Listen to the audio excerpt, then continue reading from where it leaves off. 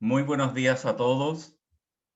Les damos la más cordial bienvenida a este webinar ICUSTA, en esta oportunidad sobre salud mental de estudiantes y pandemia, organizado por ICUSTA, International Council of Universities of St. Thomas Aquinas, y con la participación de la Universidad Santo Tomás de Chile, la Universidad Abad Oliba de Barcelona, España, la Universidad Católica de Ávila, España, la Universidad San Pablo CEU de Madrid, España, la Universidad del Norte Santo Tomás de Aquino de Argentina, la Universidad Santo Tomás de Estados Unidos, Houston, y la Universidad Santo Tomás de Filipinas.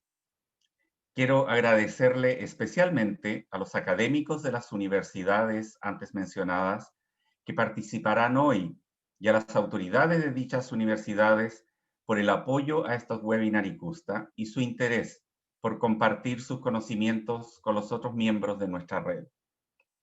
Permítanme presentarme, soy Roberto Lafontaine, director ejecutivo de ICUSTA y seré el moderador de este seminario. A continuación, voy a presentar a nuestros invitados a este seminario. El señor José Antonio Camacho, profesor de la Facultad de Ciencias de la Salud de la Universidad Católica de Ávila, investigador postdoctoral en la Universidad de Málaga, licenciado en Psicología por la Universidad de Granada, doctor en Psicología por la Universidad de Málaga, experto universitario en neurociencia afectiva y psicología clínica. María Dolores Barroso López, de la Universidad Abad Oliba CEU, psicóloga y docente en los grados de Educación y Psicología en la Universidad Abad Oliba CEU, doctorado en Humanidades y Ciencias Sociales en el 2017, tras haber realizado durante 4 años investigación predoctoral en dicha universidad. Desde 2012 ejerce como psicóloga sanitaria en el ámbito privado, compaginando con la actividad docente e investigadora anteriormente descrita. Macarena Anlúcar, de la Universidad Santo Tomás de Chile, decana de la Facultad de Ciencias Sociales y Comunicaciones, psicóloga de la Pontificia Universidad Católica de Chile, magíster en Bienestar Social de la Universidad de California en Los Ángeles, terapeuta de parejas del Instituto Chileno de Terapia Familiar y especialista en terapia narrativa del Mental Research Institute de Palo Alto. Tiene 18 años de experiencia en docencia de pre- y posgrado en desarrollo y gestión académica. Ana Alicia López, de la University of St. Thomas en Houston. Ella es Master in Education, es miembro de la facultad en el Departamento de Psicología y director de Residencia y Vivienda para Conferencias en la Universidad de St. Thomas. Tiene títulos en Psicología y Consejería y ha trabajado en Educación Superior y Asuntos Estudiantiles durante casi 10 años. Se desempeña en el equipo de atención de la Universidad de St. Thomas, que busca trabajar con estudiantes que se consideran de mayor riesgo. Trabaja con estudiantes de primer año a través del programa de simposio de estudiantes de primer año de la Universidad St. Thomas de Houston. Marcelo Luis Ale, de la Universidad del Norte Santo Tomás de Aquino, licenciado en Psicología, docente en la carrera de licenciatura en Psicología, director de la carrera de licenciatura en Psicología en la Universidad del Norte Santo Tomás de Aquino, docente de carreras de posgrado, miembro de la comisión directiva de la Asociación Argentina de Psicodiagnóstico de Rorschach y miembro de la comisión directiva de la Asociación de Estudio de Investigación de Psicodiagnóstico. El doctor Amable Sima Muñoz, de la Universidad San Pablo CEU de Madrid, España, doctor en Psicología por la Universidad de Oviedo, psicólogo especialista en Psicología Clínica, Orientación Cognitivo-Conductual, máster en Psicofarmacología, colegiado en el Colegio Oficial de Psicólogos del Principado de Asturias, International Affiliate de la American Psychological Association, profesor adjunto de la Facultad de Medicina de la Universidad San Pablo CEU, e investigador principal del Grupo de Investigación Neuropsicología, Inteligencia y Talento Humano. Es director del Máster Universitario en Psicología General Sanitaria de la Universidad San Pablo CEU y jefe de equipo de Psicología Clínica en el Hospital Universitario Su Majestad Montepríncipe. Bueno, como ustedes bien han visto, tenemos unos panelistas de alto nivel que estamos muy contentos y orgullosos de que hayan aceptado participar. Quiero además, antes de iniciar las presentaciones, dado que algunos panelistas tendrán que retirarse antes del término, invitar a todos los panelistas a que puedan, entre ellos, después de escuchar las presentaciones, invitar a sus colegas cuyas presentaciones más les interesen a participar en clases que ustedes dicten online. Creo que es la oportunidad para generar, ya sea desde una charla a los alumnos, a lo mejor unas clases más seguidas, etcétera. Generar conocimiento compartido entre autoridades y entre miembros de los profesores de las universidades ICUSTA. Al final yo les voy a enviar esta presentación a todos, tendrán los mails de todos y espero que podamos empezar a generar estos conocimientos compartidos. Ahora invitamos al profesor doctor José Antonio Camacho de la Universidad Católica de Ávila para que haga su presentación.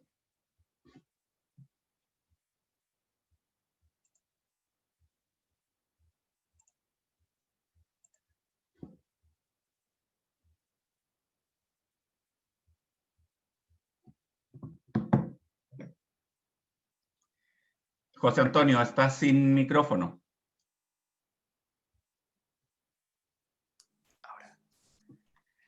Buenas tardes desde España y bueno, buenos días en otros extrarradios del mundo donde en este momento pues se me está escuchando para esta charla sobre salud mental y estudiantes españoles en la pandemia de COVID-19. Como todos bien saben, España ha sido uno de los países del mundo que más ha sufrido el embote de esta pandemia. Y bueno, inicialmente en Europa, de la mano de Italia, hemos sido los más afectados en los primeros meses de esta pandemia.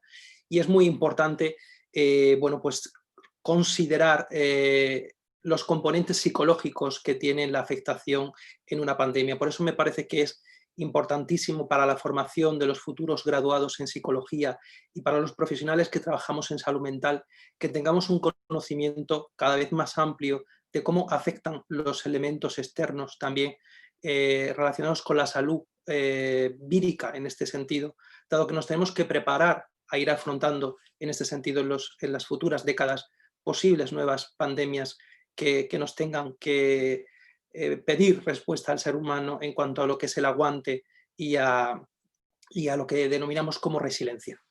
Bueno, básicamente vamos a tener 4 puntos por mi parte que los tengo aquí. Vamos a ver si puedo ir pasando la presentación. Ahora. Muy bien, pues aspectos generales de la pandemia y su incidencia en la salud mental, algunos datos psicológicos sobre la pandemia en adolescentes en España, algunas investigaciones recientes realizadas sobre psicología en la pandemia y recursos de afrontamiento y resiliencia. Las pandemias son epidemias a gran escala que están afectando básicamente pues, a millones de personas en varios países del mundo y a veces se extienden pues, por todo el extrarradio mundial. Hay patrones de comportamiento que socialmente son perturbadores, que pueden resurgir como resultado de una infección grave y generalizada. El impacto psicológico que tuvo el SARS-CoV-2 fue mucho mayor que el impacto médico. Algunas personas pueden volverse tan ansiosas que experimentan niveles clínicamente significativos de angustia, evasión y deterioro funcional, hasta un nivel que puedan requerir tratamiento para su trastorno emocional. Los trastornos mentales pueden desencadenarse o exacerbarse por factores estresantes relacionados con la pandemia, incluidos los trastornos del estado de ánimo, los trastornos de ansiedad y el trastorno de estrés postraumático, que reconocemos por las siglas de TEP. El TEP Puede desencadenarse por factores estresantes relacionados con la pandemia, como es la exposición a una mortalidad generalizada e incluso la muerte de seres queridos, como estamos presenciando de una forma frecuente y constante. Las personas infectadas por agentes virales o bacterianos pueden experimentar lo que se denomina como comportamiento de enfermedad, que es un síndrome. Estos síntomas incluyen pues, náuseas, fatiga, trastornos del sueño, depresión, irritabilidad y deterioro cognitivo leve. En general, problemas de memoria y de atención. Todos estos problemas neurológicos están recibiendo una gran atención en los meses posteriores de lo que ha sido el contagio masivo a nivel mundial. Y hay actualmente pues, toda una serie de investigaciones que están saliendo a la luz sobre lo que van a ser estas secuelas neurológicas. Se han observado reacciones que sugieren un comportamiento de enfermedad durante las pandemias. Sin embargo, puede ser difícil a veces determinar cuáles son verdaderamente las reacciones emocionales. Destacadamente podemos indicar la irritabilidad, la depresión, que se deben sobre todo a una respuesta inmune de ese comportamiento de enfermedad, pero no sabemos muy bien si esos factores de estrés psicosocial son también debidos a esas dificultades físicas que se experimentan debido a la escasez de alimentos, al hacinamiento en los hospitales que se está viviendo o a la pérdida también de los seres queridos. Un número importante de estudios sobre población general expuesta al COVID-19 se han centrado habitualmente en este año en los factores de riesgo psicosocial derivados de esta situación. Tenemos aquí varias referencias de autores que han trabajado durante este arduo año de la pandemia: Collado Boira, Quitt et al., User, Wang. Son diversas las investigaciones que están saliendo sobre este motivo. Sin embargo, en estudios teóricos, algunos autores han hipotetizado la posibilidad de que podamos iniciar mecanismos también de afrontamiento adecuados en esta situación pandémica. En esta línea de trabajo, en cuanto a la resiliencia nos referimos, enfatizamos mucho la necesidad urgente en el campo de la salud mental, de cambiar el enfoque que tendemos habitualmente sobre la psicopatología y encaminarnos también a esa capacidad de aguante y de recuperación como es la resiliencia. Además, los artículos de investigación que exploran esta capacidad de afrontar esta situación adversa y estresante que está siendo provocada por la pandemia COVID-19 en la población española, podemos decir que aún son limitados. El confinamiento domiciliario puede afectar a los hábitos de vida saludables y repercutir negativamente en la salud física y mental de adultos y mayores. Los estudios sugieren que en los niños los periodos no lectivos se asocian con una menor actividad física, con patrones de sueño irregulares y dietas menos saludables. En una situación de confinamiento, estos malos hábitos se ven potenciados por circunstancias sobreañadidas, como son tener impedidas las actividades en contacto con el exterior, y esto pues conlleva un aumento del sedentarismo, un mayor empleo de los dispositivos electrónicos con pantallas que están interfiriendo en la calidad del sueño, un manejo inadecuado del estrés, que se ha observado un aumento del apetito y de la ingesta calórica. El cierre prolongado de las escuelas y las universidades pues ha supuesto un elevado grado de incertidumbre a aquellos jóvenes que estaban pendientes de las pruebas selectivas de acceso a la universidad. Los estudiantes universitarios pues han visto peligrar sus evaluaciones y han valorado su futuro académico y profesional de una manera más negativa, debido a los cambios continuos en las fechas y modalidades de examen. En los niños con trastornos del espectro autista, la alteración de rutinas y la imposibilidad de salir al exterior podrían exacerbar el ánimo irritable y las alteraciones de conducta. Por ello, en España, durante la fase de confinamiento estricto, se permitió de manera excepcional a los y las menores de edad con diagnóstico de TEA y las alteraciones de conducta salir al exterior, siempre bajo la responsabilidad de un adulto. Las crisis económicas se han asociado con un incremento de los problemas de salud mental en los jóvenes. El hacinamiento es otro factor de riesgo para esta salud mental que se asocia a un bajo nivel económico y que tiene efectos directos y perjudiciales al limitar el desarrollo de su vida que se desarrolla en el interior de los domicilios, que a veces suelen ser pequeños y con alta ocupación. de miembros. La pandemia del coronavirus ha hecho patente lo que se ha llamado la brecha digital, es decir, la limitación de algunas familias sin medios económicos o sin conocimientos tecnológicos suficientes para garantizar el acceso de sus hijos a la educación online. Se observa también un abuso de las nuevas tecnologías. El empleo inadecuado de las nuevas tecnologías tiene efectos nocivos en la salud mental. La no asistencia a la escuela es un factor de riesgo de abuso de las mismas, así como un menor control parental sobre el acceso de los menores a los contenidos digitales. Un efecto frecuentemente asociado al uso de las nuevas tecnologías es la alteración de los patrones de sueño, que se produce por la sobreinformación y por el uso de las pantallas con luz azul en las horas previas al descanso nocturno. Algunas investigaciones recientes realizadas sobre psicología en la pandemia arrojan datos como en la ciudad de Córdoba. La pandemia aumenta los casos de suicidio en Córdoba y el riesgo entre los más jóvenes. Señales de alarma en los casos de adolescentes. Según la OMS, el suicidio es la segunda causa de muerte en adolescentes. La Fundación ANAR recomienda que estemos atentos con los adolescentes a raíz del cambio de su conducta, de su carácter repentino, de una mayor agresividad, impulsividad, de problemas de rendimiento, de aislamiento social, en sí, sobre su perspectiva, sobre su futuro cercano. Porque esto pueden ser, de alguna manera, señales en las que tenemos que prestarle aún más atención, enseñándoles a expresar estos problemas e intentando encontrar una respuesta empática.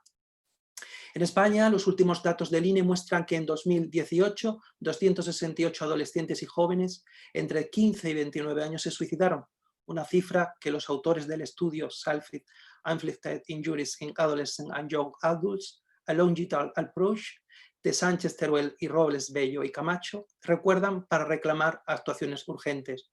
Hemos desarrollado los protocolos de prevención de suicidio y hemos visto que deben adaptarse a las características psicosociales de cada grupo de riesgo y las acciones especializadas para poder alertar de manera temprana a la salud pública en relación a esta posible mortandad que ha crecido tanto en nuestras últimas décadas y que está asociado con un alto riesgo, por tanto, de suicidio, debe ser mejorada tanto en nuestro país como en el resto del mundo, porque estas mejoras de protocolos pueden salvar vidas. Un reciente estudio publicado en Bangladesh ha demostrado también que particularmente los adolescentes durante la pandemia están predispuestos a la ideación suicida y de alguna manera han observado que los encuestados entre 18 y 28 años, la estimación de la prevalencia de la ideación suicida fue del 12,8%. Los factores de protección que han encontrado es ser hombre, tener un nivel socioeconómico más bajo, vivir en áreas rurales, hacer ejercicio físico regular y estudiar satisfactoriamente. Como recursos de afrontamiento, habría que destacar también el desarrollo de esa capacidad, la resiliencia. Es muy importante desempeñar una comunicación positiva sobre los aspectos realmente que está conllevando la pandemia en el ámbito familiar, en el ámbito de las amistades. Reducir también en algunas situaciones, cuando el confinamiento no sea estricto, la posibilidad de una comunicación meramente solo telemática, aunque se ha demostrado que puede ayudar, porque necesitamos ese contacto físico también y directo. Es muy importante que eduquemos en hábitos de salud, en este sentido, que ayudemos a prevenir el aumento del sedentarismo, el inicio del deporte, los hábitos de sueño. Es muy importante el counseling psicológico telemático, que en muchos lugares no es posible, dado que no se puede tener una presencia física sin mantener la seguridad suficiente. Los grupos de padres y adolescentes por redes sociales están conllevando también una medida de apoyo y ayudan también mucho a los adolescentes a que puedan ir superando a través de modelos positivos esta situación de pandemia. Y el confinamiento con enfoque convivencial y crecimiento de los vínculos, que permita a los padres, de alguna manera, pues aprovechar el confinamiento para aumentar los vínculos que tienen con sus hijos, para exponerse de alguna manera positivamente y desarrollar este desarrollo psicológico de los educandos que tienen en su custodia, como son los hijos, y puedan hacer de alguna manera pues participar del tiempo mayor que tienen, pues de jugar, de conversar más y de hacer determinadas otras cuestiones que sin esa presencia de ese tiempo extra que ahora pueden disponer, pues no sería posible. Finalmente, los recursos de afrontamiento, como se ha demostrado en un reciente estudio español, tienen que ver con un nivel académico superior, tienen que ver en menor medida con el optimismo y tienen que ver también con una serie de variables predictivas que darían resultado en este sentido a esa capacidad resiliente. Muchas gracias. Thank you very much.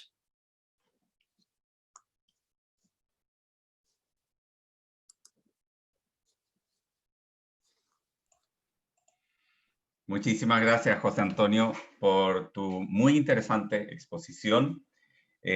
Quiero además aprovechar para decirle a los asistentes que pueden, abajo donde está preguntas y respuestas, escribir sus preguntas y serán respondidas en ese mismo canal por los panelistas.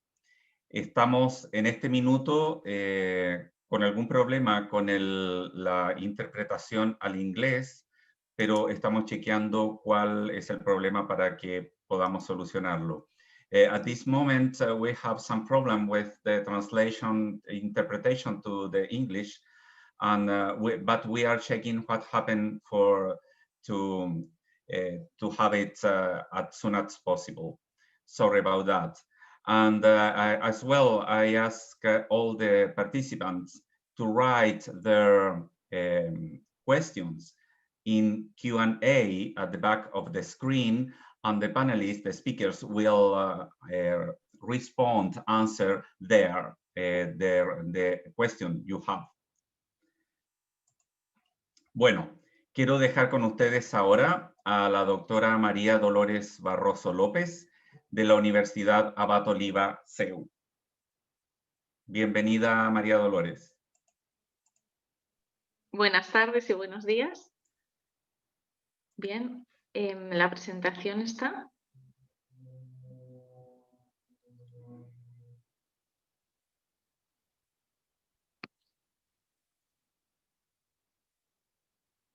Ahora, fenomenal.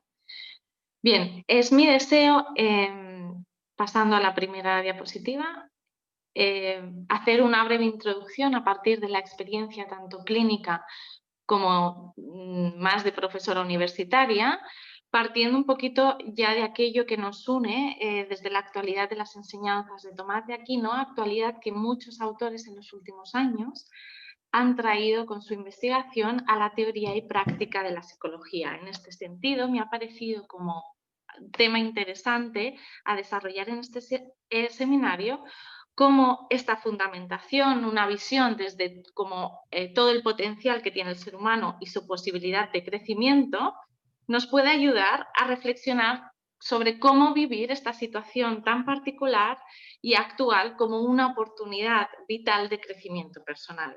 Cuestión a la cual después intentaré profundizar. En esta línea, tratar de salud mental, de algún modo es partir de la comprensión de que la salud plena del hombre no se puede entender sin integrar todas las dimensiones humanas y, por tanto, sin contemplar el pleno desarrollo por la virtud. Esta contextualización nos lleva a entender, en primer lugar, que la salud mental no solo podría entenderse como ausencia de trastornos mentales, ausencia o disminución de malestar, incluso ausencia de emociones negativas, sino como crecimiento vital, lo cual señalo aquí desde la convicción de que el ser humano, bajo el deseo como de alcanzar un ideal que merezca la pena, con el que se sienta pleno, puede ordenar y orientar justamente todas sus emociones, cogniciones, acciones, relaciones a una personalidad firme. Pasando a la siguiente diapositiva, desde esta consideración de que el hombre es una unidad, podemos entender las emociones y toda esta dinámica psíquica que habitualmente nos encontramos tanto en consulta como en la vida ordinaria,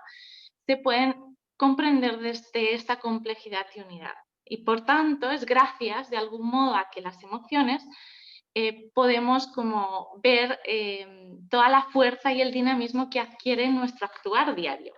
Si por la palabra y el ejemplo que justamente ahora yo estoy comunicando, muchas veces comunicamos al dar las clases, compartimos toda esa interioridad, porque la palabra es expresión de esa interioridad, por las emociones vemos que manifestamos toda esa vitalidad y peculiaridad de nuestra interioridad. Podemos hacer el bien con alegría porque somos capaces de amar, de gozar, podemos rechazar el mal con firmeza, porque gracias a la fortaleza podemos resistir las dificultades y asirnos con firmeza aquello que consideramos como bueno, justo y serio. Podemos sufrir con paciencia y tranquilidad porque gracias al desarrollo justamente de estas virtudes, de estos hábitos, de estas fuerzas, sobre todo movidos también por el amor, somos capaces, y esta es la cuestión, de transformar el dolor y el sufrimiento en verdaderos actos de amor. Lo que me atrevo de algún modo así a decir, con todo el redescubrimiento que ha habido de la virtud en todas las actualizaciones que puedo poner aquí, es que desde esta visión las emociones son fuerzas vitales que además pueden ser reguladas, canalizadas, integradas en nuestra interioridad y justamente manifestación de un proyecto vital para nuestra mayor felicidad. Así, desde un temperamento con el que cada uno ha nacido tiene muchísima importancia, pero no constituye todo el ser humano, sino que es una fuerza que podemos dirigir gracias a la interiorización de criterios y con nuestras acciones para aspirar a un determinado ideal. Pasando a la siguiente diapositiva, sí, defiendo un poquito la importancia de recordar el descubrimiento del propio potencial que en el ámbito emocional nos lleva, por así decirlo, a considerar como que todos esos afectos, todas esas emociones internas van a hacer referencia al ideal que aspiramos, a lo que queremos llegar a ser. Por eso, cuando uno descubre una realidad bella, buena, que le es atractiva, se conmociona y queda tocado y penetrado por ese bien, incluso le lleva a querer compartirlo. Cuando hablamos de emociones, por tanto, hablamos de todo aquello que amamos, deseamos, gozamos, odiamos, esperamos, tememos, etc., y todo adornado por multitud de detalles de intensidad, duración, objeto, como una paleta de un pintor con infinitas combinaciones. Pero no nos quedamos ahí, sino que también hablamos de fuerzas y tendencias como el deseo de la propia excelencia, de una vida digna, de la aspiración al mérito profesional, a la virtud, de conocer la realidad, de estudiar, la paciencia, el sentido y amor de la belleza, etcétera, etcétera, etcétera, que además deben ser ordenadas. Este deseo muchas veces vemos que queda oculto en determinadas desórdenes, dificultades, vulnerabilidades. En este sentido, ¿cómo podemos hacer servir estas fuerzas? Partiendo principalmente de un sincero conocimiento de uno mismo, tanto de las propias capacidades como de las propias vulnerabilidades, para considerar a qué fines voy a orientar yo mi vida, tanto en el nivel individual, social, incluso espiritual, y ordenar así como la escala de amores, a quien yo como me entrego a los bienes a los que aspiro, es decir, amar y odiar las cosas propiamente, lo que es digno de ser amado, como por ejemplo el estudio, la compañía de un buen amigo, el respeto a los padres y maestros, la renuncia, y odiar aquello que es digno de ser rechazado, la pereza, la mentira, las peleas, la desobediencia, el juego desordenado, la pérdida de tiempo, etcétera, etcétera. Investigaciones muy actuales han constatado justamente las consecuencias que puede tener ese autodominio personal o regulación en el modo en que la persona tiene tanto de valorarse a sí misma como de perseverar en las metas que se propone, así como la concentración en el estudio y otros múltiples aspectos.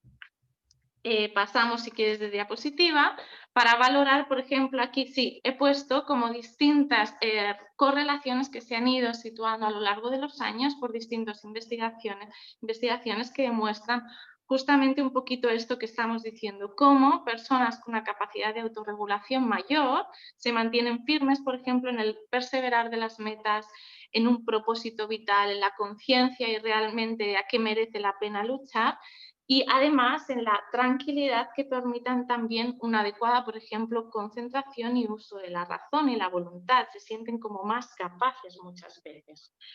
En este sentido, y pasando ahora sí como al tema más directamente que nos ocupa y a la siguiente diapositiva, me gustaría, habiendo realizado un panorama general, adentrarme en como una reflexión sobre, bueno, vamos a ver en qué vivencia estáis principalmente los estudiantes, los jóvenes y cómo esto se relaciona con el choque que se experimenta ante esta situación.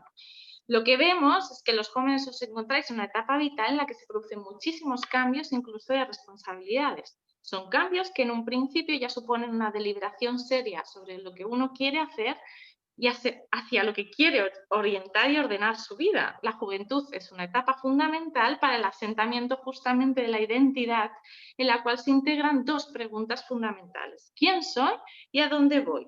Porque así situamos unas exigencias que, si no son realistas, si no son ajustadas a lo que yo soy, pueden dificultar mi crecimiento y generar mayor desorientación y angustia, así como incluso llevar a experimentar una grave falta de sentido.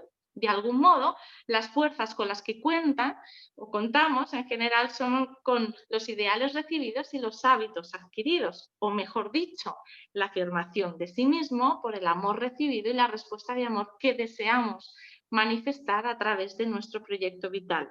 Todo esto vivido continuamente en relación con las personas significantes como de nuestra vida. Muy al contrario, autores diversos han constatado que en esta edad la falta de madurez y de irresponsabilidad puede arrastrar a una mayor vulnerabilidad tanto de síntomas psicopatológicos como de distorsión en el conocimiento de sí. En un importante estudio a lo largo de diversos años, los jóvenes se ven a sí mismos como consumistas, rebeldes e independientes. Y en toda la serie de estudios se mantienen estas dos primeras características, pero la tercera en los últimos años ha ido perdiendo importancia paulatinamente. Así, en 2005 pasó a destacarse, a dar paso a una cualidad más relacionada también con el consumo, enfocado en el presente y así menor capacidad de tolerar el sufrimiento y el sacrificio. La debilidad de la voluntad en este sentido, por esta desregulación emocional, supone una de las causas más importantes que pueden llevar a los jóvenes tanto al fracaso escolar, conductas inadecuadas, fracaso laboral y un autoegocentrismo, confundiendo imágenes propias con ajenas, con todo el tema, por ejemplo, de la adicción a las redes sociales, de la búsqueda de valoración externa para confirmarse a uno mismo, etcétera, etcétera. Pasando de diapositiva, paso un poco ya a centrarme cómo encima con todo este aspecto de toma de decisiones, de cambios de responsabilidad y de exigencia que conlleva ya este cambio vital por el que pasamos, viven de algún modo, o hemos visto que viven los estudiantes, esta situación en la cual se añaden habitualmente en consulta tensión, incertidumbre, estrés y una consecuente desorientación. En este sentido, junto con las emociones más presentes ante los momentos en que hay incertidumbre, sensación de falta de control, inseguridad, como son la tristeza, la rabia, el miedo, la desesperación, pueden además surgir todas aquellas tendencias que cada uno arrastra con mayor intensidad, que a lo mejor había regulado previamente, pero que ahora, debido a la situación de incertidumbre y desconcierto por la vulnerabilidad, puede surgir con mayor intensidad. Junto a esto se acompaña además muchísima irritabilidad, obsesiones, dependencias, compulsiones y en general toda una sintomatología ansiosa y depresiva. En este sentido, si podemos pasar, creo que ya sí, a la última diapositiva, ¿vale? Me planteo más como profesora y como psicóloga clínica de lo que me encuentro en consulta, un poco cómo nos encontramos muchas veces a estos jóvenes cansados, abatidos, desganados por la pérdida de esperanza y alimentando una desconfianza en sí mismos, incluso en los demás, que se sienten muchas veces amenazados por ellos o por cómo se les percibe o por cómo se les exige, y se sienten todavía más exigidos. Cuando uno está en un momento en el que desea ciertas cosas, tiene expectativas de cómo van a ser las cosas en los próximos años, acabar la carrera, cómo estudiar, con quién relacionarme, qué debo hacer, comienza a alimentar y de repente empieza que todo vuelve a cambiar, comienza a alimentar una frustración que genera una gran sensación de incapacidad y desesperanza, pues aquello que esperaba realizar no lo puede hacer.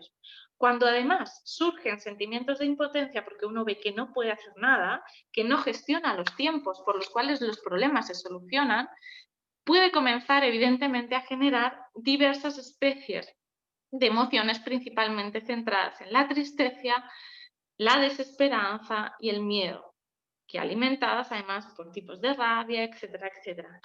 Estas emociones ya sabemos que en sí no son ni buenas ni malas, pero que si se extiende en esta situación nos hacen continuamente estar presentes, perder la paciencia, perder la estabilidad y generar un egocentrismo mayor por el cual estamos constantemente nuestra atención centrada en nosotros mismos, en nuestro sufrimiento, en nuestra autocompasión, en cómo se nos hiere, lo poco que se nos considera, qué poco se nos ayuda, que es lo que muchas veces también podemos ver en terapia, etcétera, etcétera, etcétera. Se temen además, se pierde de vista el presente y nos focalizamos o en el pasado, la falta de lo que hemos hecho no hemos recibido, o la incapacidad de afrontar un futuro.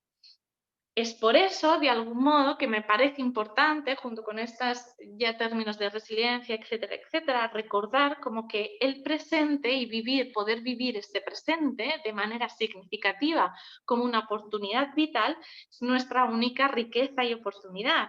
Siempre hay algo que se puede hacer que nos permite reducir la tristeza, superar el temor y afrontar con mayor fortaleza, paciencia, conscientes también de la vulnerabilidad, pero con ganas de, a lo mejor es una oportunidad de empezar a mirar qué quiero, cómo entregar o disponer mi vida, que antes a lo mejor por todos los cambios de ritmos, el hiperactivismo en el que nos hemos metido muchas veces, no nos hemos parado a pensar. 2 minutos. Sí, ya voy acabando. Para vivir esta circunstancia, por tanto, con provecho, habría que alimentar principalmente la alegría y la esperanza, dos emociones que se retroalimentan entre sí. La alegría en el sentido de que podemos hacer como las cosas bien, y se puede manifestar en cómo uno espera los tiempos, cómo responde a sus compañeros, si es capaz de escuchar a otro, si decide a lo mejor retirar un plato de la mesa para aliviar el trabajo del otro compañero que está en casa o sus padres, si puede esperar el turno de comer, aprovechar el estudio, cómo puede aprovechar el tiempo y a lo mejor hablar con una persona que no había hablado antes, etcétera, etcétera, etcétera. En el fondo, lo que estoy queriendo decir es que es una oportunidad para resurgir, valorar nuestra capacidad junto con nuestra vulnerabilidad y también sentirnos capaces de disponernos al otro, porque aquel que es capaz de proyectar sus esperanzas y su posibilidad de crecimiento es capaz de valorar lo que tiene de bueno, cómo lo puede compartir y cómo puede vivir el momento presente como si fuese el último, realizando pequeñas acciones que pueden permitir cambiar nuestra vida y la de los que están cerca de nosotros. Así acabo, frente a la insatisfacción que espera que todos los de alrededor le llenen, esta actitud de comunicar, porque confía en que tiene algo bueno que dar, algo valioso que comunicar y compartir, es por ello que el crecimiento es un camino de entrega donde uno se plantea qué puede dar, dónde puede servir mejor, y ante esta circunstancia, estas preguntas se vuelven de vital importancia. Así acabo mi presentación. Muchísimas gracias.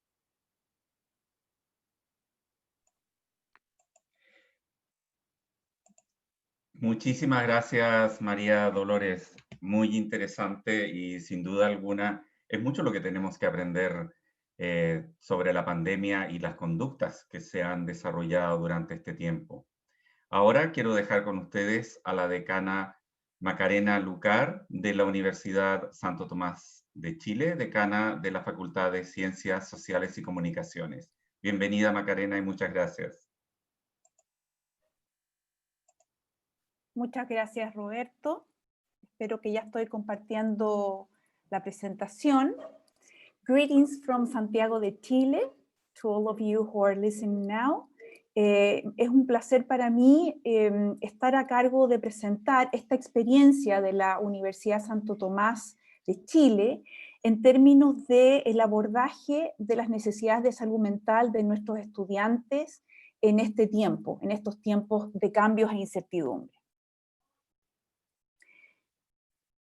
Para partir, resulta importante compartirles también algunas características de nuestra institución y de los estudiantes que van a ser el foco de esta propuesta que les voy a compartir. Cabe señalar en primer término que la universidad y las instituciones Santo Tomás se encuentran desplegadas a lo largo de Chile, de Arica a Punta Arenas. Son 22 las sedes y ciudades en las cuales nosotros nos encontramos presentes, y logrando entregar espacios de formación a sobre 80.000 estudiantes. Si pensamos en ellos, ¿no? Podemos mirar de que son sobre 64% los estudiantes mujeres de nuestras instituciones, 25% de ellos estudian y trabajan, sobre el 30% se encuentran al cuidado de otra persona, probablemente un adulto mayor, un niño, una persona con discapacidad. Sobre el 27% estudian en programas que dictamos en jornada vespertina. Y si pensamos en sus edades, al momento del ingreso, un poco sobre el 50% vienen de la educación escolar y por lo tanto están entre los 18 y los 20 años, y casi el 30% al ingresar a estudiar con nosotros cuenta con más de 25 años. Cerca del 75% de nuestros estudiantes son primera generación en educación superior en sus familias. Y estas características son especialmente importantes cuando por otro lado contrastamos estas mismas con lo que nos dice la literatura al revisar las experiencias de investigación en salud mental en estudiantes en educación superior. Claramente estas investigaciones muestran que el rango etario en el cual se encuentra la población universitaria y de educación superior presenta problemas de salud mental que son considerados como relevantes, y particularmente en lo que dice relación con trastornos de adaptación, cuadros depresivos en proporciones por sobre la población general, y una importante indicación de tasas de intentos de suicidio y suicidio consumado, especialmente en la población masculina. Para efectos del programa que les voy a describir, es muy importante hablar del contexto en el cual este se ha desarrollado.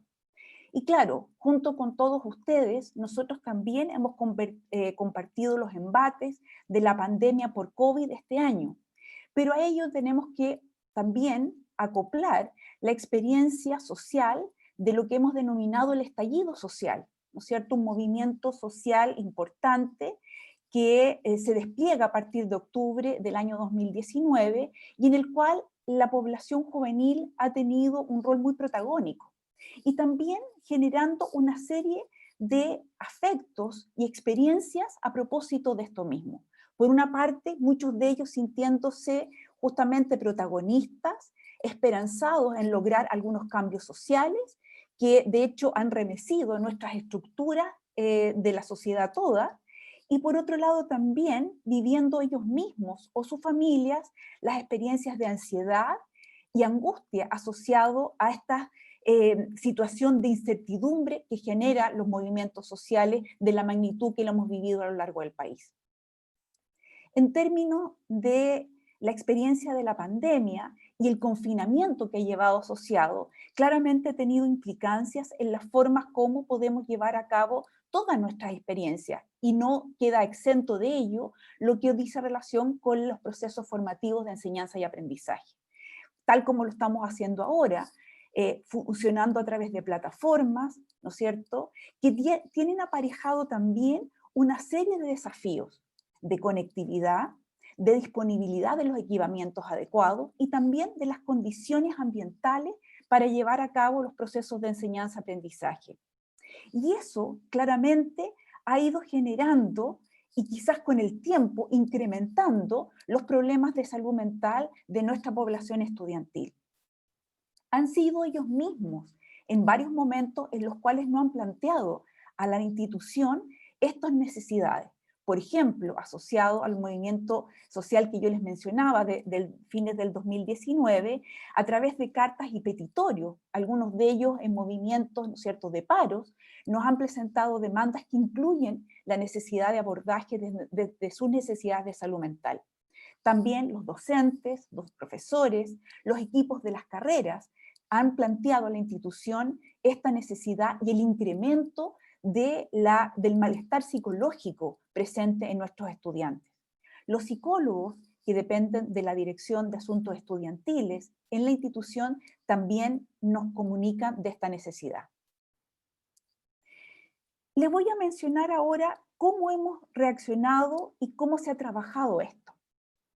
Inicialmente, nosotros contamos con la Dirección de Asuntos Estudiantiles, denominada DAE, que se hace cargo del acompañamiento del estudiante en dimensiones extracurriculares. Es así como contamos con un grupo de psicólogos y asistentes sociales que se encuentran en distintas sedes a lo largo del país y que responden entonces a las necesidades particulares, probablemente situaciones críticas que presentan algunos estudiantes. Por otro lado, también se acompañan de actividades en el ámbito del ejercicio físico a través de talleres de actividad física que hoy día, también este 2020, se han desplegado a través de plataformas virtuales y charlas motivacionales en las cuales se invitan a actores relevantes para nuestros estudiantes, buscando impactar en justamente su motivación, incidir en su bienestar y también en el desarrollo de los valores institucionales. Pero ¿qué hay de nuevo? ¿Y a quién les voy a hablar cuando hablo de este programa de bienestar de salud mental?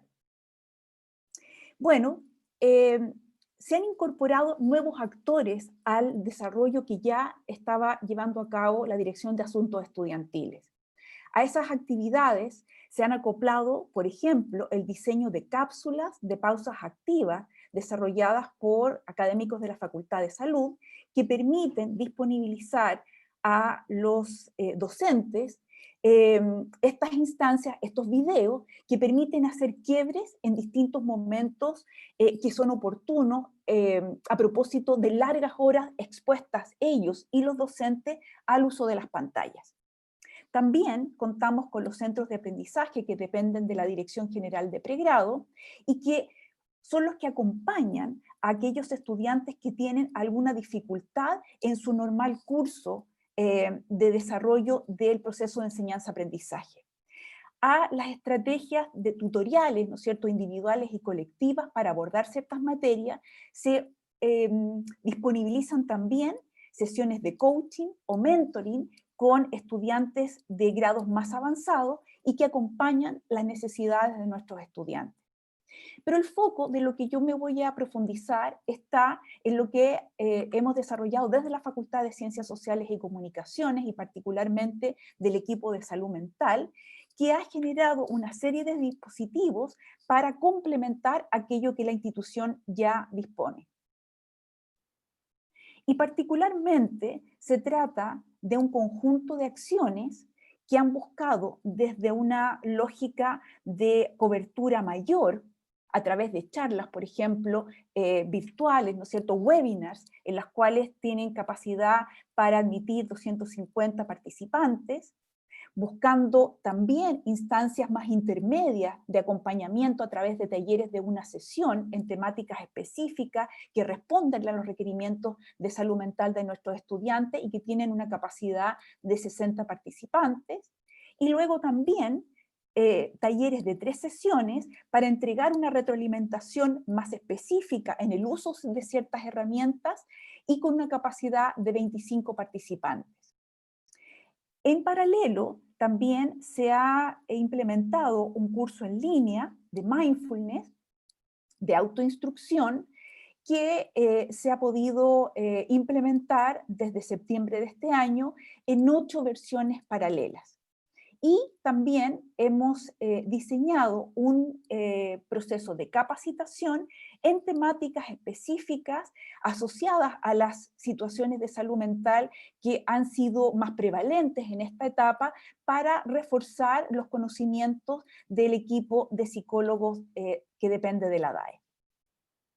En lo concreto, entre junio y este presente mes de noviembre, hemos podido desarrollar 7 charlas masivas, 13 talleres de sesión única, 5 talleres de 3 sesiones y 12 módulos de capacitación para nuestros psicólogos. En lo concreto, más de 1.100 estudiantes han participado de estas instancias y cerca del 80% de los psicólogos pudieron también participar de las capacitaciones. Nos encontramos ahora en una fase de análisis, de evaluación de las percepciones de los participantes de estas instancias. En lo concreto, desarrollamos una encuesta que dispusimos en línea a través de 7 preguntas de caracterización y 21 preguntas de percepción de su experiencia participando de estas distintas instancias. Bueno, del total de quienes han participado de esta experiencia, logramos la respuesta de 125 estudiantes, un 11,3% de los participantes, y principalmente se trata de quienes responden de una población de estudiantes en jornada diurna. Prácticamente la gran mayoría son mujeres, casi un poquito más del 50% son estudiantes que pertenecen a la universidad, y el resto son estudiantes del CFT y del IP. ¿Qué nos dicen nuestros estudiantes al preguntarles, ¿no es cierto?, sobre esta experiencia? En general, que están satisfechos con su participación, se han cumplido sus expectativas, moviéndose, ¿no es cierto?, entre respuestas de moderadamente satisfecha a extremadamente satisfechos. Respecto de la utilidad de las materias y las herramientas entregadas a través de estos formatos. En general, podemos ver que sobre un 70% considera útil, bastante útil o muy útil las herramientas entregadas. En términos de algún nivel de impacto de la participación en estos talleres asociadas a su vida cotidiana, nos hablan que un 70% reconocen cambios positivos asociados a la participación de los talleres, y que el 99% de ellos considera que aporta a su desarrollo personal. En concreto, al entregarle una voz a nuestros estudiantes a propósito de estos dispositivos, encontramos una valoración favorable a los talleres desplegados, valorando especialmente las actividades desarrolladas, la calidad de los expositores y monitores de los talleres, las temáticas escogidas y también el que han podido ir recogiendo y utilizando las herramientas en su vida cotidiana. También le hemos consultado al equipo de psicólogos y esencialmente yo quiero destacar aquí 2 puntos que ellos valoran. El hecho de que hemos podido posicionar las temáticas de salud mental a nivel institucional, facilitando también el conversar de estos temas e incluso la consulta por parte de nuestros estudiantes, y que hemos logrado mantener un abordaje preventivo a través de los dispositivos desarrollados. Una queja importante, sí, el hecho de que prefieren los estudiantes tamaños grupales más pequeños para poder abordar sus problemáticas de salud mental. Finalmente, ¿cuáles son nuestros aprendizajes y proyección del programa? Bueno, en estos contextos de incertidumbre cambiantes también nos damos cuenta de que las necesidades cambian y nos obligan a anticiparnos.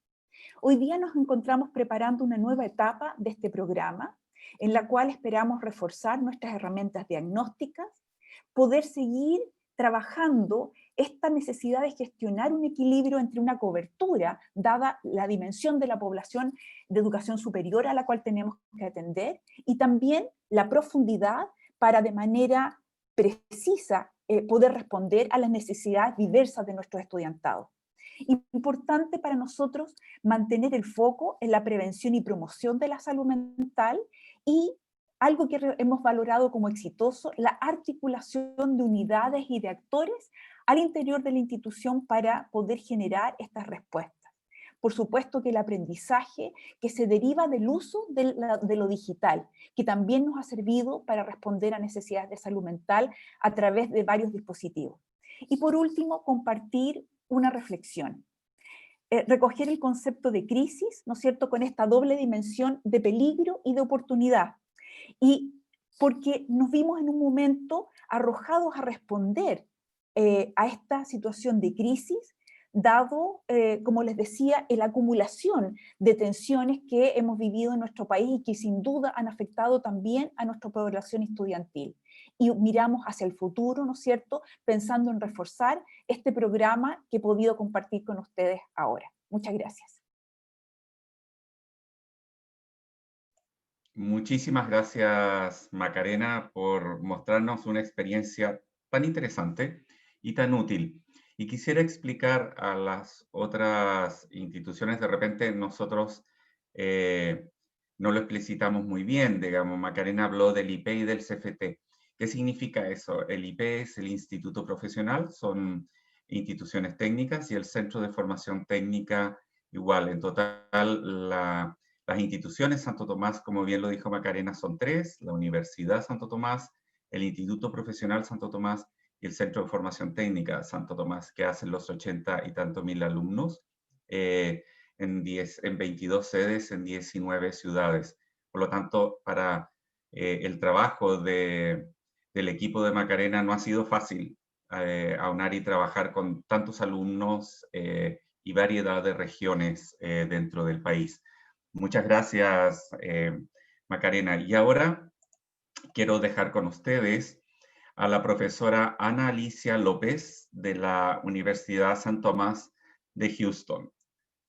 Bienvenido, Ana Alicia hablará en inglés, por lo que los invito a usar aquellos que necesiten abajo la interpretación y aprovechar al elegir el idioma que ustedes deseen. Welcome, Ana Alicia, and thank you so much for being with us today. Thank you very much for having me. I am very excited to speak with you today. So my presentation is called Childproof: How COVID-19 Has Changed the Typical College Experience. The reason that I have called it childproof, as you'll see in a moment, is because this is the language that one of my students used specifically to describe her transition to college in the time of this pandemic. Rather than having that typical college experience, she has had an experience that she feels like is childproof. And I felt that those words were very powerful. And so I chose those words for the title of the presentation today. So to give you a picture of the University of St. Thomas, we are located in Houston, Texas, in the United States. We are a small private Catholic university, but we are located in the heart of Houston, which is the 4th largest city in the United States. We have around 1,800 undergraduates, and in a typical year, we have 450 residential students. However, this year, due to COVID-19 and the need for social distancing, we only have around 200 residential students in this year in particular. So Texas has been very impacted by the COVID-19 pandemic. We've had over 1 million cases in Texas alone. 1 in 6 Texans have contracted COVID-19. And at no point during the pandemic has Harris County, the county that we are located in, reached its goal of having a 2-week average positive test rate below 5%. So we've always been above that 5%. Because of this, St. Thomas UST started the semester with fully online classes for 1 month, followed by an optional return to in-person classes. Typically, we have a very active commuter population and a small but robust residential community. But this year, our residence halls are only a little less than half filled. We have very, very sparse halls. Our common spaces are closed and students are not allowed to have guests. So while all of these things are important from a safety standpoint, these aspects of our community and how we've been impacted are also important to understand the impact on students. So as we've already heard, there are many, many different impacts of COVID-19. And I've summarized some of the ones that I'm going to be touching on in my presentation today. So we noticed from students a lack of connection to their campus, incomplete transitions from high school. So rather than having that full transition onto college life, many students feel as though they were not able to have a full transition. And so that lack of transition, or that incomplete transition, has led to adjustment problems, as well as difficulties with possible persistence and retention of incoming students. We noticed increased anxiety from students around online education, finances, health, all things, but these are some areas in particular that our students have been impacted. We hear from students reports of feeling numb and disconnected, grief over missed experience, and of course that loss of family members. And as we know, this has many impacts on those psychosocial factors. And so today, for my presentation, I'm going to be looking at those psychosocial factors. So the ones that I have chosen to look at in particular are the emotional factors, the academic factors, the social factors, and then the psychological. So first, to look at the emotional factors. So one of the things that we have worked really hard to do at the University of St. Thomas is to listen to our students. And so for each of these factors, as I talk through them, I'm going to also talk through some of the words of students in particular. So I teach in the psychology department, general psychology. And this semester, I'm also teaching one of our upper division courses. It's called Theories of Personality. Every semester I teach some upper division classes, some freshman classes, but I also do what is called our freshman experience course. And so this is a course that's required by all students. In all of my classes, I have done my best to give students the opportunity and the space to be able to process, to be able to talk about how the pandemic has impacted them on an academic level, on a personal level. And we do this through various free writing responses. And so students will be given a very, very basic prompt. So for instance, tell me how the last 6 weeks of college have been going for you, for instance, for my freshman courses. Or for my upper division courses, we may say something like, give me one way that you have noticed the emotional impacts of the pandemic, or the psychological impacts, or the social. And so this free writing has not only allowed me the opportunity to understand where my students are coming from, but also to be able to impact them. And so here you can see the first response, which is the one that I took the title of my presentation from. So this comes from a freshman student. She says, I genuinely wish that I could have the actual college experience and not this mock version. I feel like everything is child-proof and we can't do anything without getting told what to do and when to do it. So as we know, one of the important transitions for students headed into college is to have that transition into adulthood. In the United States, it's very common that when a student goes to college, that's also when they begin to receive a lot of independence. And so they will have opportunities to try out their own will and to do things their own way. However, with this COVID-19 pandemic, many parents, as we know and as we've heard, are feeling much more protective of students. Students also are not necessarily always having that opportunity to live in an apartment or to live on campus, to go to the campus community. So they're doing online classes. And so that experience of feeling child-proof is one very good descriptor for how this has impacted our students. Another example comes also from a freshman student. She says, my father has asthma, so we do have to be careful. And I have been spending tons of time cooped up at home in my room, leading to me feeling trapped, for lack of a better word. It just makes everything blend together. So it definitely complicates things. For example, I do want to get to know and talk to more students from UST, but I'm currently just at home. One other way that our students have noted that they have been feeling impacted emotionally from the COVID-19 pandemic is in regards to that feeling of having a blending of their time. So high school and college blending together, the feeling of time passing either very quickly or very slowly as a result of the COVID-19 pandemic. And so we can see that in one of these quotes here. So the second quote, it says, we have been like this for 8 months, if I remember right. And I have been doing the same thing for the last 8 months, day in and day out with any changes. The biggest change was my schedule change was starting at UST, but since then it hasn't changed at all. So again, this speaks to that incomplete transition for students where they were not able to have an appropriate transition from high school to college, and thus were not able to really have the opportunity to have an appropriate transition. But again, we see also that blending of time. Then we also see from the first quote here, right now I am confused about college. I want nothing more than to love it and to make lifelong memories to hold on to forever, but with everything going on, I can't. And so here, this is a student who is feeling a lot of conflicting feelings about college. To her, this is supposed to be a time of great growth, a time of great enjoyment, and she's aware of that. And so we can see some cognitive dissonance where she wants to enjoy her college experience, but the COVID-19 pandemic has made it so challenging. And so she finds that she's not able to do so the way that she'd like. So the next psychosocial factor that I'd like to look at is in regards to academics. Now, this is a long quote, so I'm not going to read all of it. And my apologies for those of you that can't read in English, but I will translate or read out the important parts of the quote. So our students, their academics have absolutely been impacted by this COVID-19 pandemic. For many of us, students have had more online education, whether that was in high school or in college or both. And that impact again has caused that blending, that incomplete transition.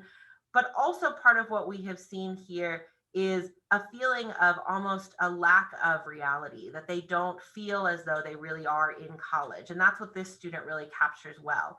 So at the bottom of the quote, you'll notice that this student, he says, right now I'm fine with things, but it just still feels like I'm really not in college, if that makes sense.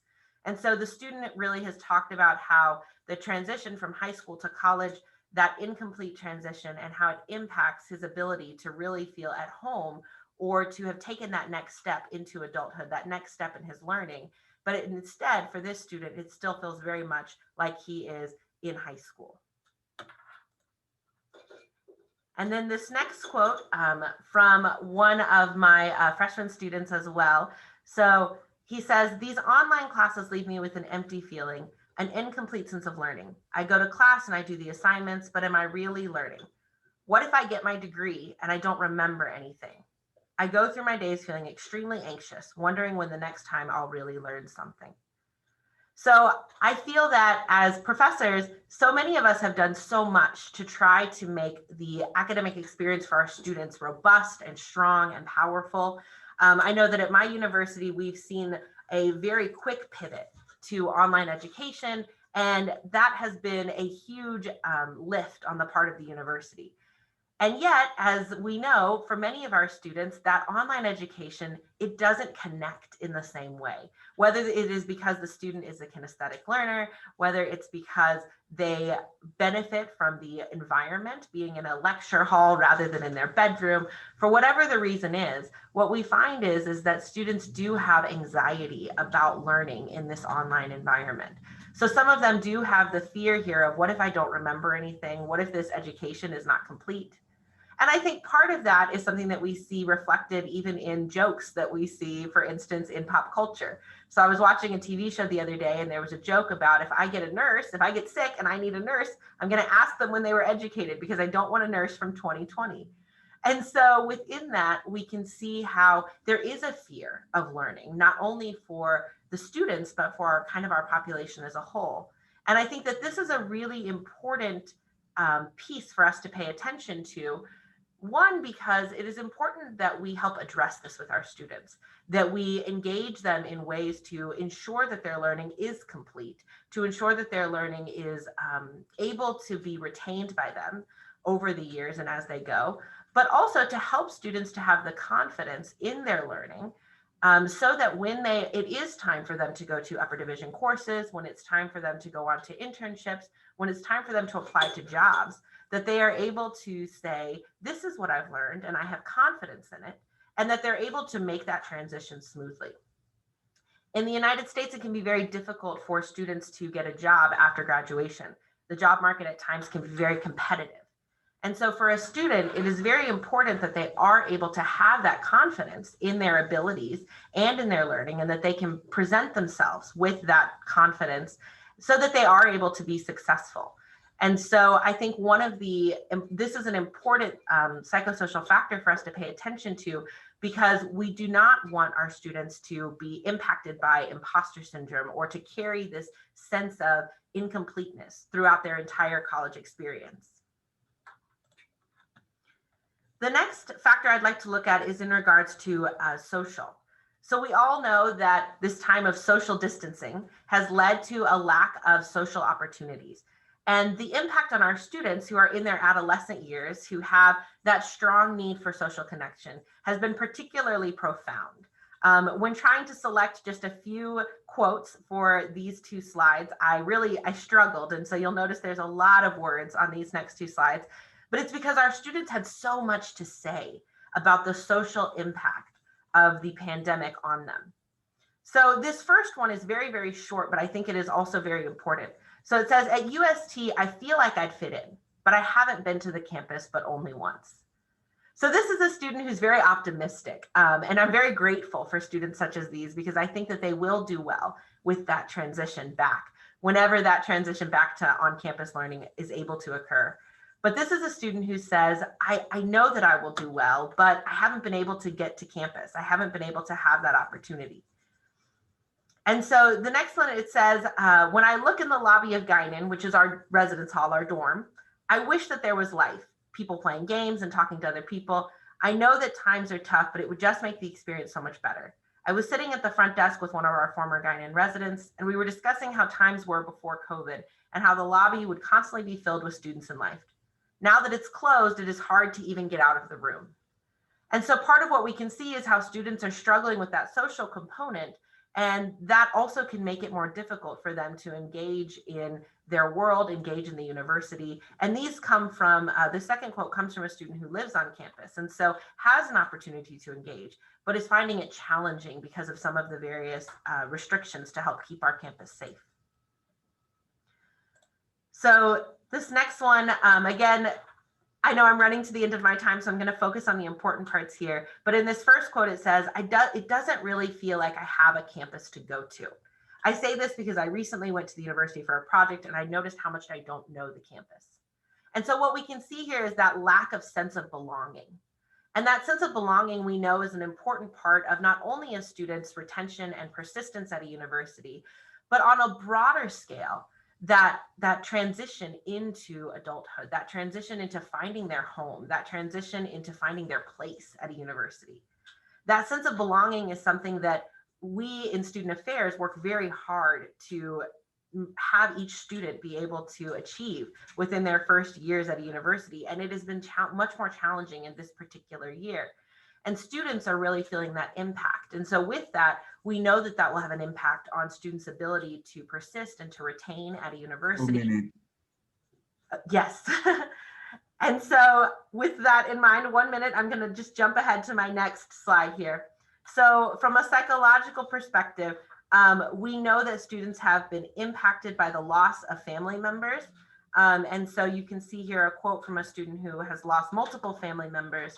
And then also students that haven't lost family members, but yet find that the COVID-19 pandemic impacts them to the point where they have tears, crying as a part of their daily routine. For my last slide, I just want to focus on this part here. So this comes from a website called Medium, and the title of the article is Adventures of a First-Time College COVID Student. And I feel that this really describes for students how this pandemic has impacted them. So this student says, it wasn't terrible at first, but after a couple of days of not having a regular routine, it started to mess with my mental stability. Why did quarantine have such a negative effect on my mental health? Because quarantine works exactly the same as a depression spiral for me. When my mental health declines, I start self-isolating. I don't want to get out of bed. I don't eat well, and I don't leave my room. And so we can see that our students with psychological challenges are struggling in particular. So this is a student who has dealt with depression, has recovered, has come to college, and yet has found that the pandemic has been particularly challenging. So how do we help? I think we've received so much good advice, but we know that care teams or BIT teams are not enough. We have to listen to our students and listen in a deep way, give students the opportunities to process, and then provide supports in as many areas as we can: financial, emotional, social, psychological, academic. And then just to close from our gospel, whatever you did for the least of my brothers, you did for me. And I believe that that is so important in our communities, because not only is our goal to retain our students, but as a university, at our hearts, we are a community, and we have to take care of one another in order to make it through this. Thank you very much. Thank you so much, Ana Alicia. Really very, very interesting. Muchísimas gracias, Ana Alicia. Ha sido muy interesante escuchar una visión también como la tuya de cómo cuidar a los alumnos, cómo escucharlos, cómo conocer sus sentimientos frente a una realidad tan difícil que nos ha tocado a todos vivir. Quiero agradecer especialmente tu participación y mostrar también qué piensan, qué sienten los alumnos en la Universidad de San Tomás en Houston. Ahora quiero dejar con ustedes al profesor Marcelo Luis Sale de la Universidad del Norte, Santo Tomás de Aquino, de Argentina. Bienvenido, Marcelo, muchas gracias. Muchas gracias, Roberto, muchas gracias, bueno, bienvenidos, y agradecer este espacio de compartir con todos la situación que estamos viviendo, ¿no? Bueno, voy a compartir pantallas de mi trabajo, así que bueno, voy a tratar de ser breve con los tiempos. Bueno, agradecido por todo. Yo pertenezco a la Universidad del Norte Santo Tomás de Aquino, que es en la provincia de Tucumán de la República Argentina. En el mes de marzo, digamos, cuando la Organización Mundial de la Salud ya había afirmado, digamos, la existencia de un riesgo alto de la diseminación de la enfermedad del COVID y la caracteriza como una pandemia, ha provocado, digamos, una crisis en todos los ámbitos a nivel mundial. Y no tan solo repercute a nivel mundial, sino que también en nuestro país ha repercutido, y el gobierno decreta, digamos, el 20 de marzo de este año, el 2020, lo que se conoce como el ASPO, el aislamiento social preventivo y obligatorio. De esa manera, de un día para el otro, quedan confinados, digamos, toda la población en sus hogares, en pos de tratar de reducir la propagación del virus y con ellos el cuidado, digamos, de todos, de la salud. En los primeros días del ASPO, esta resolución del aislamiento que dicta el gobierno, conllevaba, digamos, el cierre de todas las actividades que se realizaban, actividades comerciales, se cierran tiendas, bares, restaurantes, oficinas públicas, empresas, también la suspensión de clases. Hay una interrupción, digamos, de todas las actividades deportivas y recreativas, como clubes, teatro, cine, actividades religiosas. Y en ese momento, en esos primeros días, no fue tanto el impacto porque se pensaba que la situación no iba a durar tanto, sino que íbamos a volver a los pocos días. Por falta de información clara, precisa por parte de los dirigentes, se generó esta expectativa, la que después no fue cierta. Antes de la pandemia, la situación social de la región y en particular de nuestra provincia se venía deteriorando por la creciente desigualdad, los altos índices de pobreza que había, dificultades en las cuestiones políticas y económicas, y había un alto crecimiento de descontento, que sumado a esta cuestión de la crisis sanitaria, iba en aumento el descontento, y iba aumentando también los factores de estrés. Esas son algunas imágenes, digamos, de nuestro centro comercial y de nuestra universidad, vacías, como se las veía en aquel momento. El ámbito educativo, se tomaron las medidas similares a las que se tomaron, digamos, en otros países de la región y del mundo. Los establecimientos educativos han sido considerados como focos potenciales de la transmisión masiva del virus, entonces se cerraron. Con la suspensión de las clases en todos los niveles, en nivel inicial, primario, secundario y universitario, y que se ve atravesada por esta crisis del COVID, se ve en la necesidad de mantener los procesos de enseñanza y de aprendizaje, lo que en las escuelas se vieron forzadas a implementar distintas modalidades no presenciales, con una diversidad de formatos, y también en la utilización de plataformas digitales. Esta no presencialidad, que representa, digamos, como un desafío inédito para la educación tradicional de lo que veníamos estando acostumbrados. En nuestro país, desde el mes de marzo, y aún continuamos en esta etapa, estamos en la etapa que se denomina la etapa de educación en tiempos de aislamiento social, en donde durante estos 8 o 9 meses que estamos transitando, se trasladó toda la escuela, toda la institución educativa a las casas, a los hogares, tanto de los docentes como de los estudiantes. Nuestra provincia, ustedes tienen el mapa acá de la República Argentina, acá está Tucumán, en el norte de la Argentina, es la provincia más chica de toda la República, y acá en Tucumán funcionan 4 universidades, tanto estatales como privadas, y que estas universidades tienen un gran flujo de alumnos, digamos, de otras provincias aledañas a la provincia que componen, digamos, la región del NOA, del noroeste argentino, como así también de otros países. También recibimos alumnos como de países de Bolivia y de Perú. Cuando se decreta el ASPO, cuando se decreta el aislamiento social, muchos de estos alumnos han tenido, digamos, el inconveniente de al principio no poder volver a sus lugares de orígenes, no poder volver a sus hogares.